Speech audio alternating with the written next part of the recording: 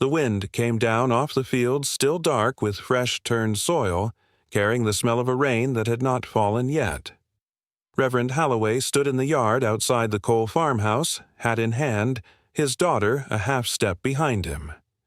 Rennick Cole waited on the porch steps with a kitchen towel still slung over his shoulder from breakfast, as if he had forgotten to set it down before walking out to meet them. "Have you thought this through?" the Reverend said. "No greeting first." He had not come for one. Rennick did not answer right away. His eyes moved past the older man to the young orc woman behind him, and something in his face, not quite doubt, not quite resolve, seemed to ask her the same question before he asked himself. Orla's gaze dropped the moment his met hers. Her hands found each other in front of her plain gray skirt and held on, fingers laced too tight, knuckles pale where the soft green-gray skin drew taut over the bone. A faint, darker flush climbed her neck. When she looked up again, her amber eyes were bright and wet, though she did not let them spill. 2 small lower tusks showed at the corner of a mouth that was working to hold its own line. "I accept," Rennick said. The Reverend studied him a moment longer as if the words alone were not proof enough. "I do not ask you to love her," he said, "only that you never treat her poorly." "I will not," Rennick said. "Not now, not later." Nothing more passed between the two men. The Reverend nodded once, settled his hat back on his head, and walked to his waiting buggy without looking back at his daughter, though his shoulders, Rennick noticed, did not sit quite as straight as they had on the way in. Rennick led Orla toward the barn where Halda was already wiping her hands on her apron, where old Ro stood with his arms folded and his jaw set, where Finn grinned like a boy who had been told there would be a party and had not yet learned to hide it. "This is Orla," Rennick said. Nothing more. No explanation. No story. The 3 of them would learn what they needed in time, and he had told them already, plainly, the evening before. Halda stepped forward first, taking Orla's hands in both of hers. Halda was in her late 50s, human, small and soft in the shoulders and hard as split cedar in the back, with iron-streaked brown hair pulled up neatly and a face that had seen more than one hard thing and had made room for all of them. She held Orla's hands the way a woman holds another woman she has decided in the first 2 seconds to stand beside, and Orla, without meaning to, held back. Old Ro gave a short nod and said nothing at all. He was a human man of nearly 70, weathered down to essentials, thin as fence wire, and hard as the same.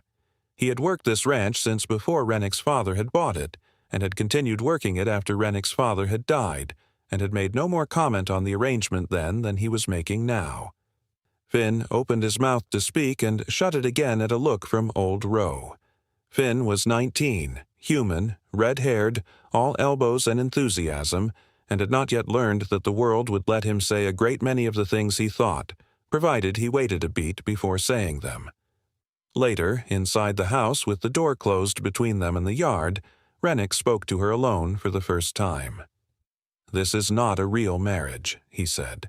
"Not by the way people mean it, but it does not have to be an ugly one either. In this house, anything that concerns only you, your day, your time, your say in things, that is yours to decide. I will not ask you to answer to me for it." He paused. "You did not have a choice in this," he said. "I did, though it was not much of one either, so the least I can give you is that." Orla nodded, though she still had not found her voice. When it came, it was barely above the sound of the wind outside, and if she started, then stopped. One hand moved without her noticing to rest against her middle, where the small hard shape of a 4th-month pregnancy could be felt through the plain gray wool. "When it comes," she said, "and after. I know it is not yours. I only ask that you do not look at it unkindly. Whatever else happens between us, please do not let that be its fault." Rennick was quiet long enough that she looked down again, bracing for something she did not want to hear. "I cannot promise I will love it as my own," he said finally. "I do not know yet if I will, but I can promise I will treat it well.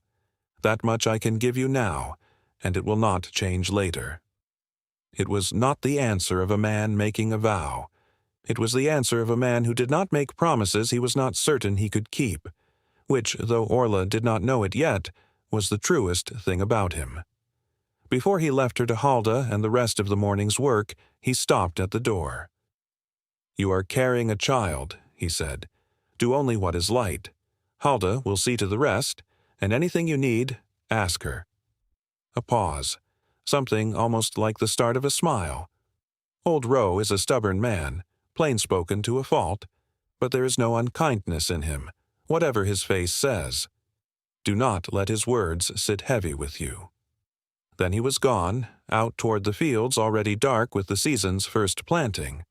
A marriage begun, like the wheat, in ground neither of them had chosen, with no way yet to know what either one would grow into. Before we go on, one small thing. If this story is finding you somewhere warm tonight, do me a favor. Write in the comments which town the winter finds you in. Not the big one you drive to on the weekend. The little one where the porch light stays on. I want to see the map of you. Now, back to a reverend driving home with an empty seat beside him. The buggy jolted over a rut in the road, and Reverend Halloway reached out of habit to steady the person beside him before remembering the seat was empty. He set his hand back on the reins instead, and looked straight ahead at the road he had driven so many times he no longer needed to watch it. 3 weeks ago, Orla had come home from her aunt's place at Blackspire Junction earlier than expected, standing in the doorway of the parsonage with her coat still buttoned though the parlor was warm. He had looked at her face first, drawn and older somehow, and only after a long moment had his eyes dropped and understood. The letters to the surveyor had gone unanswered. 3 of them. The last one longer than the first 2 combined, though Orla had never told her father what she had written.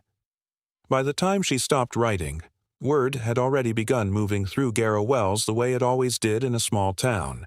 Not loudly, never loudly, just a pause before her name in conversation, a look held a half-second too long after the Sunday service. Halloway told himself, driving out to see Rennick Cole that first time, that he was doing this for her. A husband, a name for the child, a door that would close behind her before the town could finish deciding what to say. All of that was true. It was also true, though he had not said this part aloud to anyone, not even to his wife, that a scandal in his own household would not stay in his household. A congregation asked questions of the man who raised a daughter to a disgrace, and the specific disgrace of an orc daughter carrying a human man's child in a basin where the peace held on paper, but the whispering was still the whispering, would carry further and land harder than any other kind of scandal a reverend's daughter could carry. He had built 27 years of trust in Garrow Wells one Sunday at a time. He had married an orc woman himself, 29 years ago, in the 11th year after the second reading of the peace, when marrying across the border was still the kind of thing a man had to do carefully. His wife Marin had built a life beside him in a parsonage that was not always easy in that specific way, and they had raised Orla in it, and Orla had grown up with the specific weight of being the Reverend's half-orc daughter in a human town, and had done it as well as anyone could ask of a girl. He had not been prepared to watch that life come apart over something he could still, if he moved quickly enough, prevent anyone from ever needing to whisper about at all. He did not know, driving home with the seat beside him empty, which reason had carried more weight in the end. He suspected he never would. 3 days before this morning, he had driven this same road the other direction, alone, unsure how to begin. He found Rennick at the barn mending a bridle, and for a while they talked of small things. The price of grain at the Concord Fair. A section of fence Rennick meant to move before summer. The weight of the winter that had just let go and the shape of the melt coming down the Silverfoot Fork faster than either of them had seen it come down in a decade. Halloway let the silence stretch after that, turning his hat once in his hands. "I need something from you, Rennick." Rennick set the bridle down. "Bank trouble," he said. "I could speak to Halloran up at Silverfoot Landing if—" "No," Halloway said. He looked at him directly. I need you to marry my daughter." Rennick went still in the particular way of a man who is certain he has misheard. Halloway did not make him ask twice. He told him plainly. Orla was carrying a child. The father was gone and would not be coming back. And there was no path forward for her in Garrow Wells, or anywhere in the basin she would be known, without a husband's name beside her own. He did not dress it up as more than it was. He did not pretend it was a small thing to ask. He told Rennick that he had thought of no one else. He said as much, plainly, sitting on an overturned crate in the barn while Rennick sat on a bale of hay across from him, with the bridle still in his hands. He had watched Rennick these 2 years since Rennick's own father, Alden, had passed. Watched him keep on paying Halda and Old Roe and the boy, even in the lean season 2 winters ago when a harder man would have cut back. Watched him settle every account at Merchant Row before the due date, though it cost him sleep to do it. Watched him carry himself in a basin that did not always reward carrying oneself well, like a man who meant what he said. If Halloway had to hand his daughter's name to anyone, he said, he could think of no one he trusted with it more. He laid out what he could offer in return. Enough to see the farm through the year, however Rennick judged best to use it. He laid out, without being asked, the specific arrangement he thought would suit both of them. A separate room for Orla. No claim on her by day or night beyond the appearance of a marriage in the eyes of the town. If the arrangement did not work, after the child was born and Orla was strong enough to travel, Halloway would take her home and bear the consequence himself. Rennick was quiet for a long time after Halloway finished. He looked at the bridle in his hands. He looked at the barn door. He looked out at the fields. He said, "When would you want this done?" Halloway said, 3 days from now, if you say yes today, before the town has time to organize its speaking. Rennick set the bridle down on the bench beside him. He said, "Then I will need to speak with Halda tonight. She has been in this house since my father built it. She needs to hear it from me before she hears it from anyone else. Same for Old Roe. Same for the boy." "That is fair," Halloway said. "I will send word by the post rider tomorrow morning," Rennick said. "Either way, I will wait for it." Halloway stood up. He held out his hand. Rennick took it. Neither of them said anything more. Halloway walked to his buggy. Rennick walked back to the bridle he had been mending. The word came the next morning by the post rider. It said, in Rennick Cole's plain hand, "Bring her Thursday. I will be here." Halloway drove home from that first meeting through the same late spring afternoon he was driving through now, only 2 days earlier, and he had cried in the buggy on the road for the only time since Marin's illness the previous autumn, quietly, without stopping the horse. He had not told Marin about the crying. He had told her only that Rennick had said yes. Marin had held his hand at the kitchen table and had said, "You know, he was the right man to ask." And Halloway had said, "I know. I only wish I had not needed to ask." He came in sight of the parsonage as the light was beginning to go. Marin was on the porch. She had been waiting. He handed the reins to the boy who tended the stable and walked up the steps. She did not ask. She only looked at him. He nodded once. She turned and went inside, and he followed her. They sat at the kitchen table for a long time before either of them spoke. Marin was a small woman, orc, soft green-gray skin gone a little paler with the years, dark hair silvered at the temples, the same amber eyes their daughter had inherited. She had a way of sitting very still while she thought, the same way Orla did. She said, at last, "Was he kind about it?" "He was kind about it." Marin nodded. "That is what I hoped." "I told him he could bring her home if it did not work," Halloway said. "I meant it." "I know you meant it," Marin said. "She will not need to come home. I have watched Rennick Cole in that pew every 3rd Sunday for 2 years. He does not sit like a man who takes a thing on and then puts it down." Halloway did not answer. He was tired in a way he had not been tired in years. "You did what you could," Marin said, "and you did the thing that hurt the least of the things that could have been done. That is the whole of what a father is asked to do. I do not want to hear you say tonight that you did it for the wrong reasons. Whatever your reasons, this is the one that was actually available." He held her hand across the table. He did not say what he was thinking, which was that he did not entirely believe her yet. He sat with her a while longer. Then he went out and told Orla at the kitchen door of the small back room she had been keeping to since she came home that the arrangement had been made and that they would go to the Cole farm Thursday morning. Orla did not cry when he told her. She had not cried in front of him since the third day after she came home. She only nodded and said, "Thank you, Father," and closed the door. He stood in the hallway for a moment before he walked away. He heard her then through the closed door. Very quiet, not weeping exactly. The specific breathing of a person who has decided in advance not to weep and is doing that work now. He did not knock. He walked away.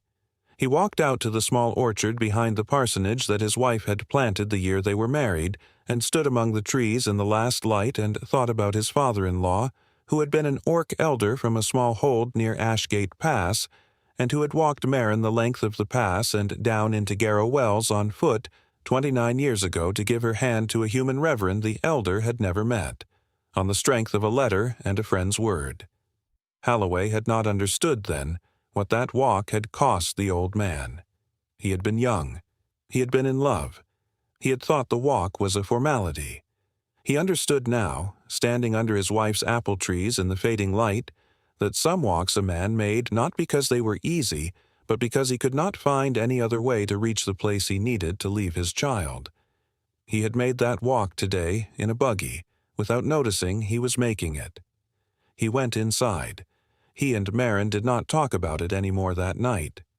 Rennick, back at the Cole farm the same evening, had done as he said he would.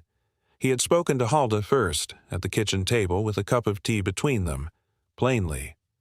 Halda had listened. Halda had said, at the end, "You're going to need me more than you know, and I will be there, and you can stop worrying about me right now."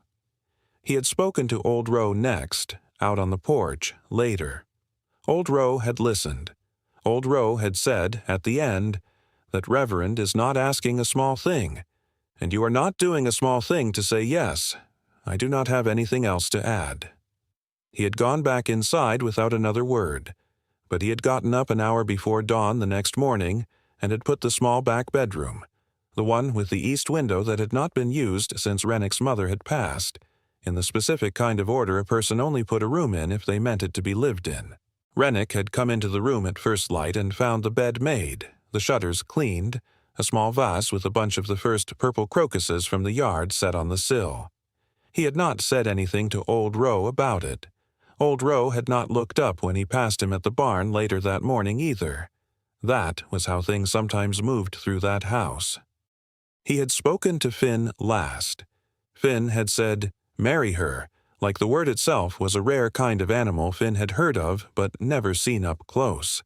Then Finn had said, "She is coming here, to live." And Rennick had said yes. And Finn had thought about this for a while, and then had said, in the small serious voice he used for the small serious things, "I will be nice to her, and I will be nice to her baby when it comes." That was the whole of Finn's response, which was the exact response Rennick had expected from him, and was not a small one. That had been Monday. Thursday was today. Rennick walked out to the far field after leaving Orla with Halda in the house. He walked slowly. He was 52 acres from the yard by the time he made himself think about what he had done. He thought about it not with any particular drama, but with the specific clarity of a man who had made a choice and needed to see what he had chosen. He had a wife. She was a person he had met the night before at the parsonage briefly, and had not met properly until she stood on his porch this morning. She was an orc woman, 24 years old, who was going to bear another man's child in his father's house before the leaves turned. He had promised her, in the front room, that he would treat her well and would not press her. He had meant it. He had also meant, though he had not said it, that he did not know what he was going to feel about any of this by the time the leaves did turn. He was a man who had learned from his father Alden that the honest response to that uncertainty was the small one. You said what you could keep. You did not say more. He walked the field. He thought about his father. He thought about his mother, who had died the year Rennick was 15, and about his father, who had died the year Rennick was 30. He thought about the two of them in the small back bedroom old Roe had put in order the night before. He thought about what the house had been for and what it had stopped being for after his father died, and what it might be for again, though he did not let himself finish that thought. He walked back to the yard around midday and sat on the porch step with a cup of coffee Hulda had brought him, and did not go inside for another hour. When he did, Orla was at the kitchen table with Hulda, sorting through a basket of dried beans, and both of them looked up when he came in, and neither of them said anything, and he understood in that small silence that a certain kind of work had already begun. The first 2 weeks were the hardest, and neither of them talked about it while they were happening. Orla learned the house by walking it.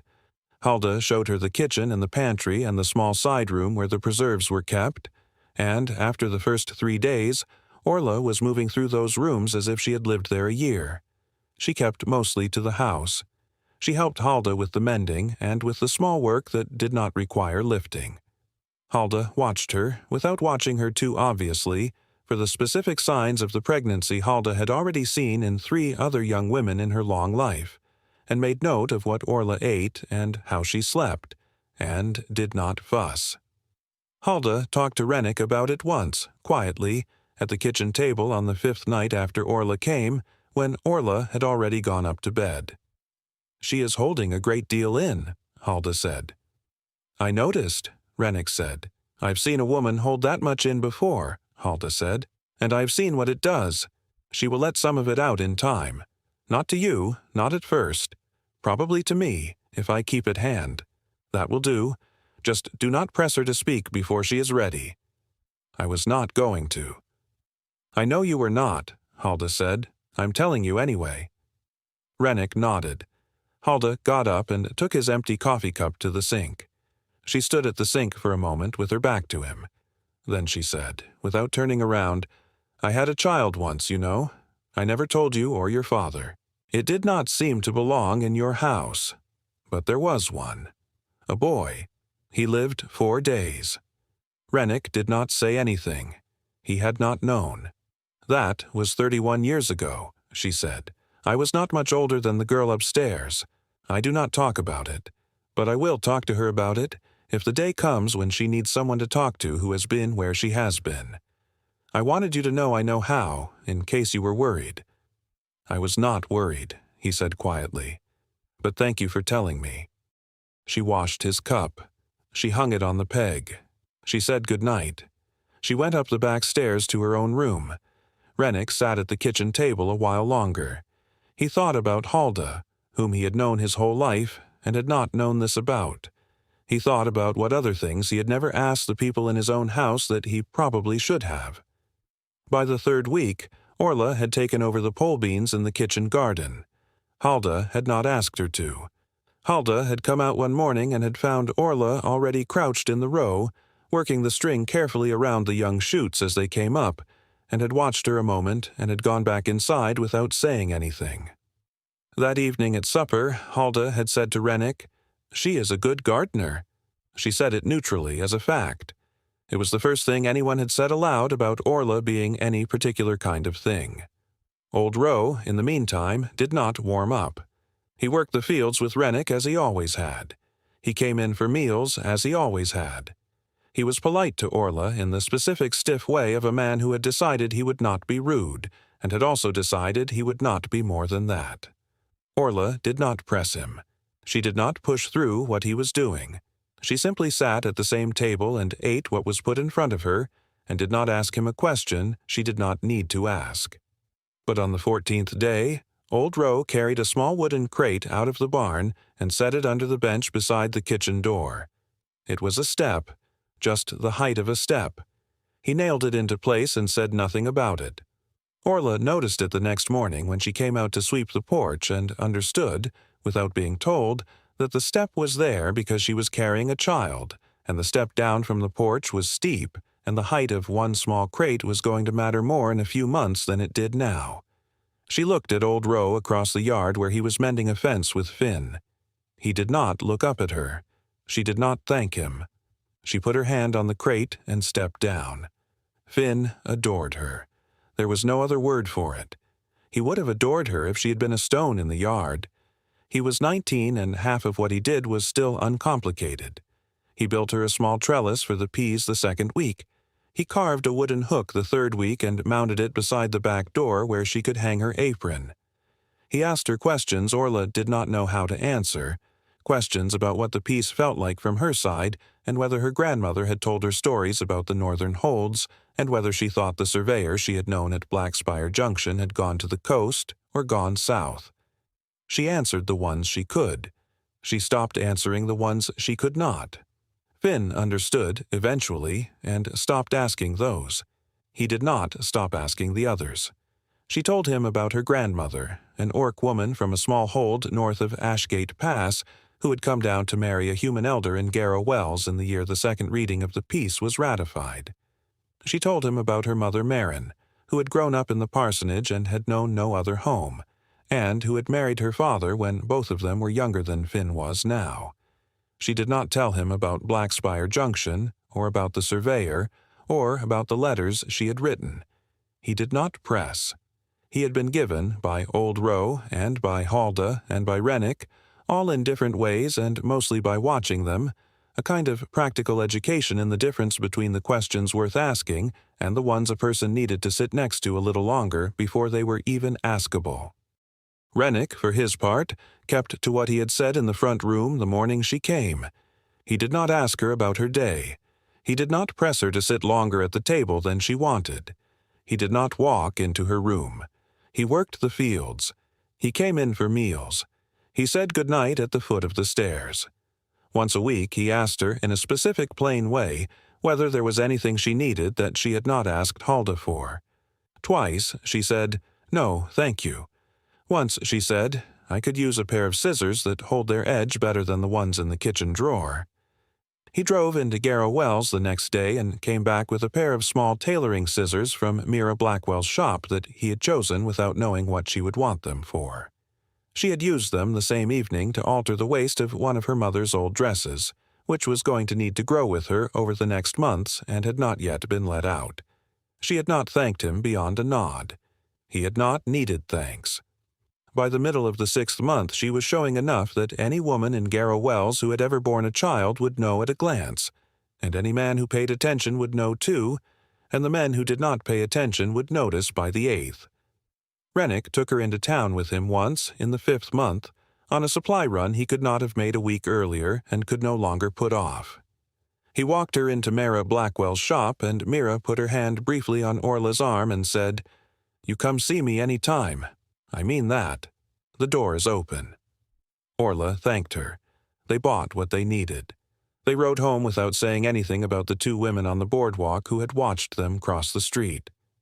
That night, Rennick sat on the porch step later than he usually did. Orla came out. She stood in the doorway. "You cannot spare me from that," she said quietly. "I did not expect you to be able to. But you should not sit out here punishing yourself for what you cannot spare me from." He looked up at her. "I was not sure whether to bring you today," he said. "You brought me. That was the right thing. I would not have been comfortable if you had gone alone." "I would not have been comfortable either," she said, "which is why I would have gone with Halda, and Halda would not have flinched at the boardwalk, and it would have been fine." She sat down on the porch step, one step above him. "You do not have to be the shield," she said. "Halda can be a shield. I can be a shield. Old Roe, in his own way, is a shield. You do not carry all of it." He was quiet for a while. "I was raised," he said, "by a man who did carry all of it. And I did not know until years after he was gone that I had learned from him that carrying all of it was the shape of the job. It is not exactly an easy thing to unlearn. I have learned things from my father, too," she said, "also not easy. But I have thought about this. If we are going to do this the way we said we would, Then I get a say in what I need shielded from. And I do not need shielded from the boardwalk. I have walked that boardwalk since I was 3 years old. I know exactly what those women's mouths look like when they are getting ready to speak. I have known that since before I knew my own multiplication." He almost smiled. He did not, quite. But it was close. "All right," he said. "All right," she said. She got up. She stood a moment longer. "The child is going to need shielding from a great many things," she said, "when it comes. That will be work enough for all of us. Save some of your reserves for that." She went inside. He sat on the porch a while longer with the specific feeling of a man who has just been managed by someone he had underestimated. He did not entirely mind it. Summer moved through the basin the way summer always did, which was without warning, all at once, and then slow. The wheat took. The kitchen garden gave. Orla put up preserves with Halda under the shade of the porch and did not go into town again until the 8th month, and only then for the visit her mother had asked her to make. Marin came out to the ranch instead most weeks in a small hired trap, and sat with Orla in the kitchen through the afternoons of the 7th and 8th months, and read to her when she was tired, and helped with the small work when she was not. It was Marin who felt the child's first strong kick against Orla's belly in the 8th month, sitting on the porch on a warm afternoon with her hand rested lightly against her daughter for no particular reason. Marin had gone quiet for a moment. She had said, without moving her hand, "He knows you." Orla had said, "She. Halda thinks it is a girl." "Then she knows you," Marin said, and smiled. Old Roe walked past the porch during that conversation. He did not look at them. He did not stop, but he walked slower than he had been walking, and Orla noticed and did not comment on it, and did not comment on it later either. She was learning, from a small old human man in a field, the same lesson she was learning from a small older human woman in a kitchen.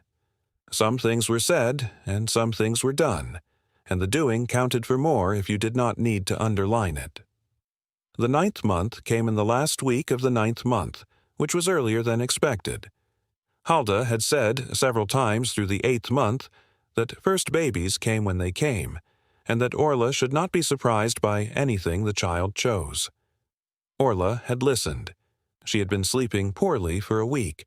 She had felt the tightening across her belly the afternoon before, then again in the evening, and then not for 8 hours, and had thought she had imagined it. Then it had started again just before dawn. Halda knew what she was looking at the moment she came into the kitchen for the morning fire and saw Orla standing at the sink with both hands braced against the counter and her breath coming in a specific pattern. Halda said, without any drama in her voice, "Sit down at the table. I'm going to boil water and send Finn for the midwife and put Rennick and Old Roe out of this kitchen for the day. Do you want your mother?" "Yes," Orla said. "I will send Finn for your mother too," Halda said, "on the way back. Sit down." Orla sat down. Halda ran the house that morning the way Halda had always run the house, only more so. Finn was gone within 20 minutes, on the fastest horse in the barn, headed for the midwife's place at the near end of Garrow Wells and the parsonage after. Old Roe was put to work at the far pasture with instructions not to come near the house until Halda called for him. Rennick was told to stay within earshot but out of the kitchen, which meant the porch, which meant he was on the porch step for most of what would come. The kitchen door was closed. The water was on. The clean cloths were where they had been folded and ready for 3 weeks. Halda's hands were washed, and she was calm in the way of a woman who had done this 7 times before in her life for 7 different women, all of whom she had brought through, and who knew what she was doing. The midwife arrived at mid-morning. Marin arrived just after. Orla had moved upstairs to the small back bedroom by then. Halda and the midwife took over the room in the specific way that was needed, and Marin sat by her daughter's head and held her hand through the hours that came next. Rennick sat on the porch step for most of the day. He had been told by Halda that his job was to be within earshot and not in the way. He took that job very seriously. He sat with a cup of coffee that went cold, then another that went cold, then a third. He did not read. He did not work. He did not go out to the barn. He listened. He heard Orla's voice from the upstairs window 3 times through the middle of the afternoon, low, controlled, working through what the body was asking her to do. He heard Halda's voice speaking to her, calm and steady. He heard the midwife's occasional short instruction. He heard, once, Marina, saying something in a low tone in the old orc tongue that Rennick did not speak, though he understood the shape of it well enough to know she was speaking a family word to her daughter, something a mother had said to a daughter and to a daughter's daughter for a long time.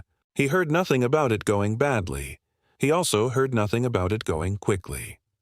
Finn came back from town at the 3rd hour past midday and stood a while beside Rennick on the porch without either of them saying anything, and then went out to the barn to see to the horses.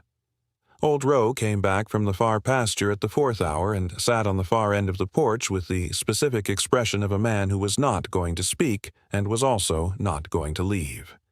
He did not sit beside Rennick. He sat where he could see the yard. Rennick understood without either of them saying anything that Old Roe was, in his own way, standing guard. The sun moved. The shadows moved. Rennick did not. Around dusk, the sound from the upstairs window changed. It was not a change he could have named. It was the specific change a man who has been listening all day would notice without understanding what he was hearing. The rhythm shifted. There was more movement above his head. Halda's voice went quieter and more definite. The midwife's voice took the front of it. Time bent the way.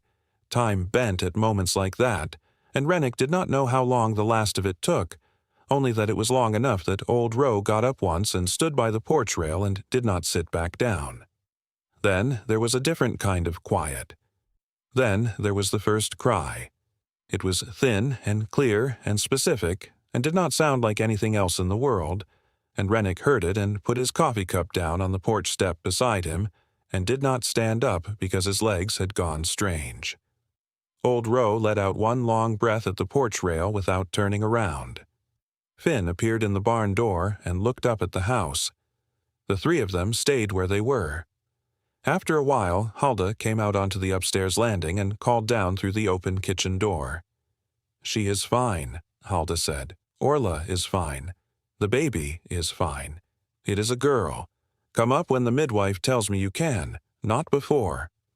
Rennick sat on the porch step for another 10 minutes before he trusted his legs. Then he went inside. They let him up half an hour after that. He climbed the back stairs slowly. He stopped on the landing. Marina came out of the small back bedroom and took his hand briefly. She did not speak. She went past him down the stairs. He went in. Orla was in the bed.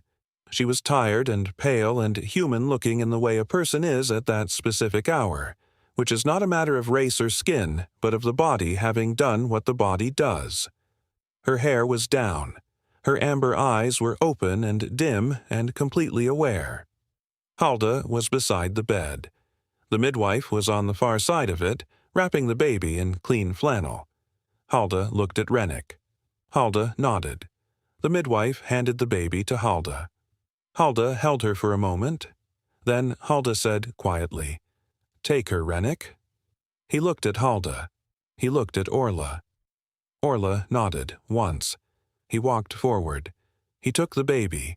He held her the way he had been holding lambs and foals and once, years ago, his younger cousin's first child on a visit down to Silverfoot Landing, which is to say, he held her as if she were a thing that could break, and he did not intend to be the person who broke her. She was tiny. She had a small head with dark hair damp against her scalp. She had a small face that was already working, in the way of a very new person, at the difficult business of being outside her mother. She was, unmistakably to any eye that had been raised in the basin, half-orc. The soft green-gray undertone under the pink was there in her cheek and in the tips of her ears.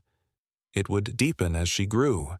The small hard nubs where her lower tusks would come in the 7th year, could be felt with a finger against her gum. She was, plainly and immediately, herself. He looked at Orla. "She is beautiful," he said. Orla's face did the thing that people's faces do when they have been holding a specific thing for months and then set it down. "Thank you," she said. He sat on the chair beside the bed with the baby against his chest and let Orla close her eyes for a while. Halda and the midwife did what they needed to do around him. He did not really move. When Orla opened her eyes again half an hour later, he was still there. So was the baby. Something had happened in that half hour that he did not have language for, and did not need to have language for. It was not the sort of thing a man raised by Alden Cole would have tried to describe. It was the sort of thing he would just live inside of from now on, and let show through his behavior over the years to come. He had not meant to.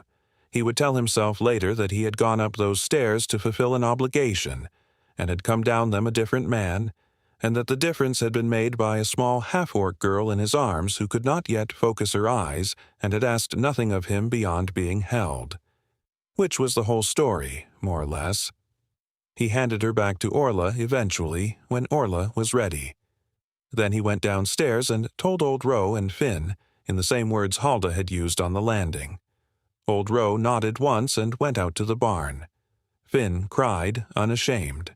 Rennick put a hand on Finn's shoulder briefly. Then he went back upstairs and sat with Orla until Marina came in and told him to go eat something, and let her sit with her daughter for a while. He ate what Halda put in front of him. He did not remember later what it had been. Orla was slow to recover, in the way that first mothers often are, and the first month after the baby's birth passed in a kind of shortened daylight for the whole household. Halda ran the kitchen and the nursery. Marina came out 3 times a week. Old Roe took over the barn chores that had been Rennick's, without ever announcing that this was what he was doing, and Finn took over half of Old Roe's fence work, without announcing it either.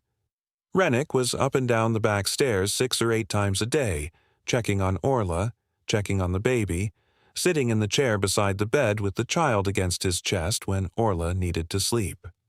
He got up in the night more often than Halda did after the 2nd week, though Halda would have done it if he had let her.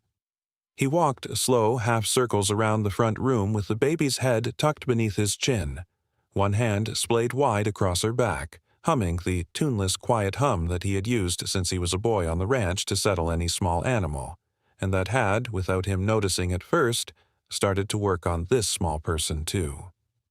Orla woke once, deep in the 2nd week, to an empty half of the bed and a faint sound coming from the front room. Not crying, just the low, uneven hum. She got up. She stood in the doorway of the front room a while without going in. Rennick was walking. The baby was tucked under his chin. The cradle he had built for her before her birth, planed and sanded and fitted with more care than the man who had built it would ever admit to, sat empty by the window, exactly where it always sat on nights like this. She would not settle in it. She only settled against him. He did not see Orla in the doorway. She did not let him know she was there. She only watched a while, the 2 of them turning slow circles in the dark, a man who had told her in a front room in the 4th month that he could promise nothing beyond decent treatment now walking the floor at 2 in the morning for a child that was not his by blood and had not been for 1 single day since it had first cried in the upstairs room. And then she went back to bed and let him have it a little longer before either of them said anything about it.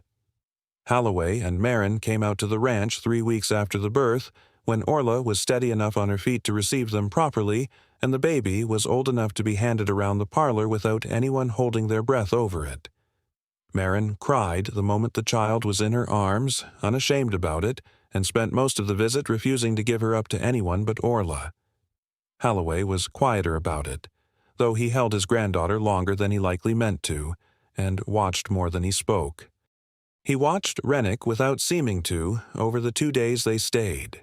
He watched him carry the washtub out to the yard himself rather than let Orla lift it, though she had told him twice she was strong enough.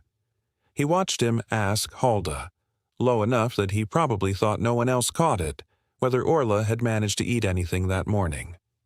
He watched him get up in the night. Halloway heard it through the thin wall of the guest room, footsteps and a low, tuneless hum, nothing that could rightly be called singing, and come back to bed only once the crying had stopped, so that Orla, worn thin from the last weeks, could sleep through it. None of it was said aloud.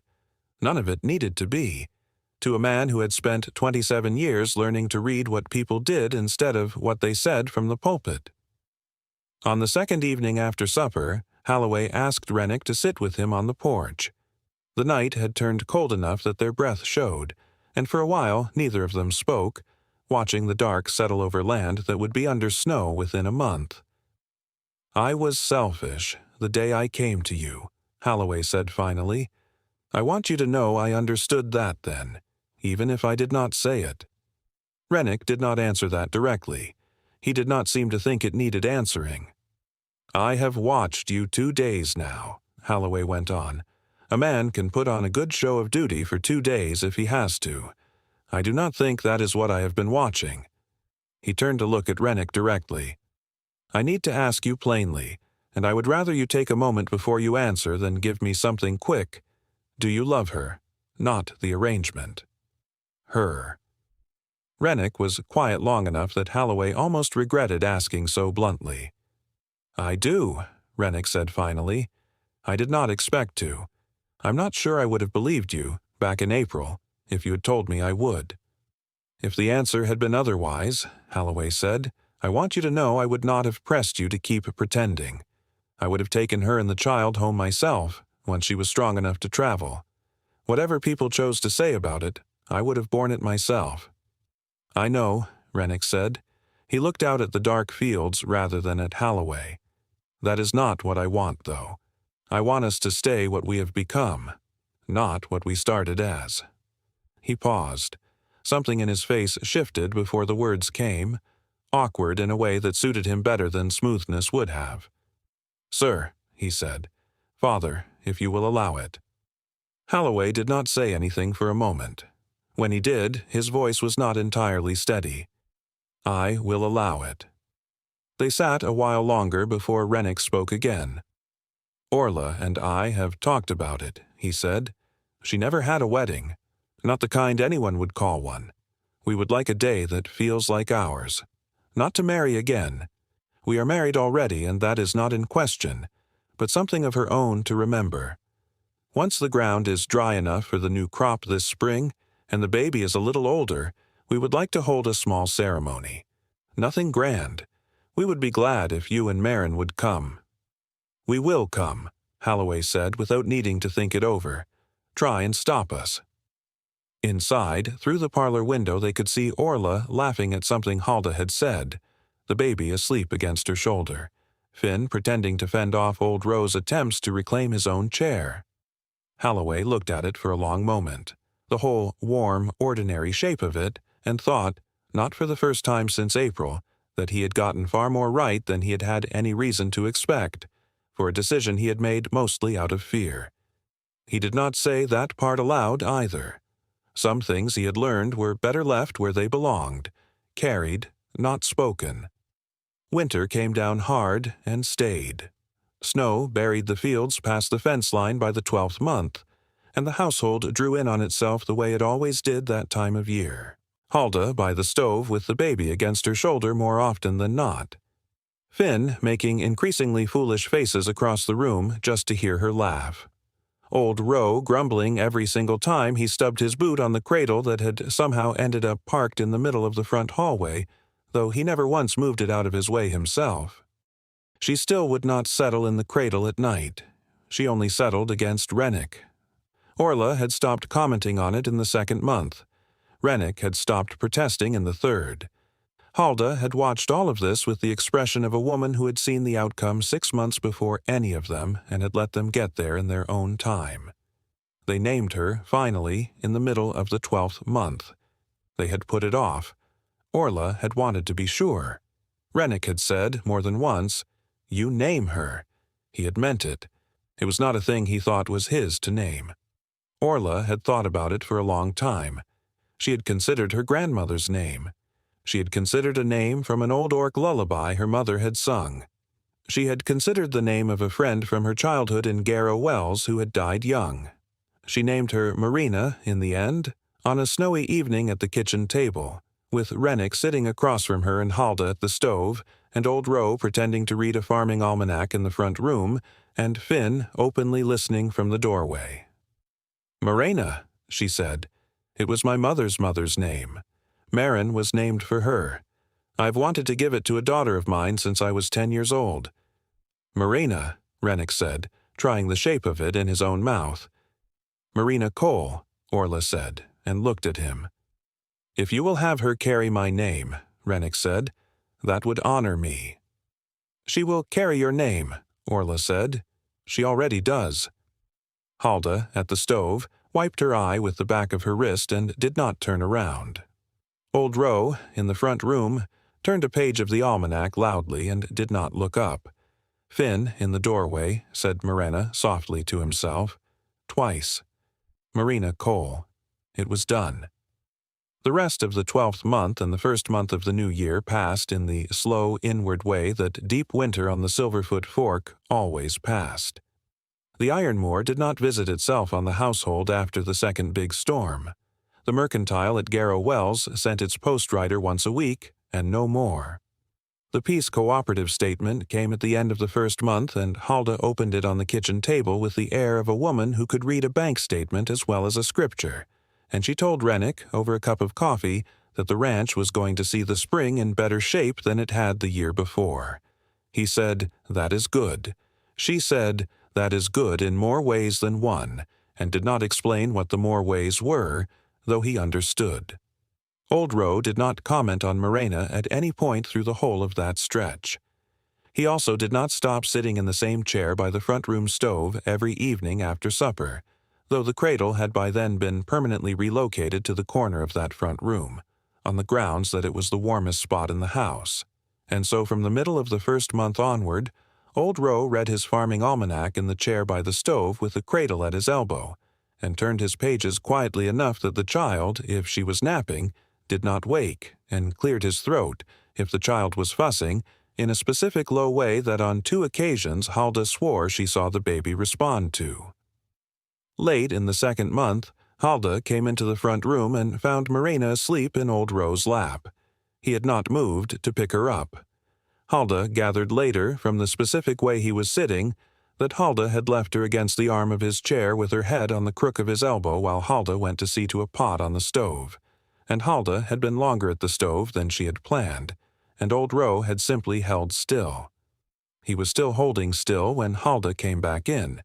His almanac was in his other hand, unopened. He was looking at nothing in particular. Halda did not say anything. She took Marina from his arm and carried her to the cradle. Old Row went back to his almanac. The next morning, a small wooden carving appeared on the top of the low shelf beside the cradle. A horse. Roughly done, but recognizably a horse, standing 4 square with a slightly oversized head and a mane suggested with 3 deep parallel cuts of a good knife. It was not signed. No one asked whose it was. Halda set it a little forward on the shelf so that Marina, when she was old enough to look for it, would see it. Old Row that evening glanced at the shelf as he sat down in his chair by the stove, and glanced at it a second time, and then opened his almanac and read the same page for 20 minutes without turning it. Orla noticed the horse the next day. She did not name where it had come from either. She only lifted it once and turned it in her hand and set it back a little closer to the near end of the shelf where the light from the window fell on it in the afternoon. She looked at Halda across the room briefly. Halda nodded once. Nothing else was said. That was the whole of Old Row's testimony on the matter. It was, as it turned out, the whole of the testimony that was going to be needed. Snow gave way to mud by late in the 3rd month, and mud gave way, by the last week of the 4th, to ground dry enough to work. Rennick walked the same fields he had walked a year before, turning the same soil for the season's new crop, though little else about the walking felt the same as it had. The ceremony came the last Sunday in the 5th month, once the wheat was in the ground, and Marina was sturdy enough to be handed from lap to lap through an entire afternoon without complaint. Orla wore a dress that had nothing practical about it, chosen for no reason beyond that she liked how it felt, and stood with Rennick in the yard while her father, not as a reverend settling a legal matter this time, but simply as her father, said a few words over the two of them that had nothing to do with paper and everything to do with choice. Halda cried through most of it, unapologetically, the way Marin had cried over the baby back in the 10th month. Finn whooped loud enough that the horses startled in the barn and got an elbow from Old Roe for it that did not stop him whooping again a moment later. Old Roe himself, when it came time, clapped louder and longer than anyone standing in that yard, which surprised exactly no one who had been paying attention since the 3rd month, and surprised Old Roe least of all. Afterward, with the small crowd scattered across the yard and Marina asleep against Halda's shoulder, Rennick found Orla standing at the edge of the newly planted field, looking out at the first thin lines of green only just beginning to show above the soil. He did not say anything grand. He did not need to by then. He just stood beside her and stayed. A marriage begun in ground neither of them had chosen, grown, over a year, into something both of them had. If this story sat with you tonight, tell me in the comments. When has an obligation you did not choose turned into something you would not now give up? It does not have to be a marriage. It can be a job, a place, a person you inherited, a cradle in the middle of a hallway. I read every comment. I read them the way Rennick sat on that porch step all day waiting for a cry from an upstairs window. Slowly, more than once, aware that something in each of them is still happening. And if you have not already, subscribe. Turn on the bell. Stay a while. The hearth here always keeps a cup for you.